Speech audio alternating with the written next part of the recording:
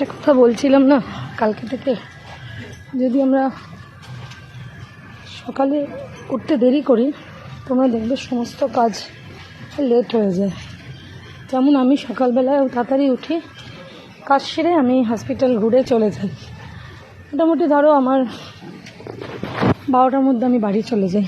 আজকে কি হলো, সেখানে আমি যেহেতু হাফ অ্যান আওয়ার দেরি করেছি, এর বেশি দেরি করা আমার শ্রদ্ধাও নেই, নাহলে আমার সারাদিন পুরো ড্যামেজ হয়ে যাবে। তারপরে সব কিছু দেরি, এখন আমি হসপিটালেই ঢুকছি 12টা। মানে এই কথাটা বলার অনেক হয়তো বলবে হসপিটালে যাচ্ছে, জানাচ্ছে, ভিডিও করছে, এটা কথা ইস্যু নয়।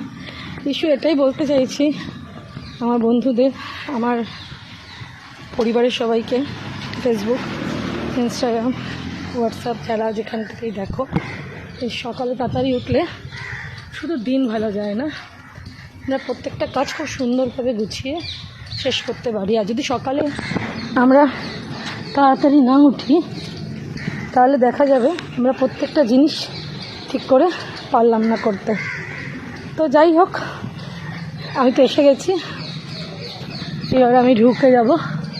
আমাদের সাথে একটু কথা বলে নিলাম, বললাম এটাই জানাতে চাইলাম যে আর্লি মর্নিং ওঠাটা কি সুন্দর।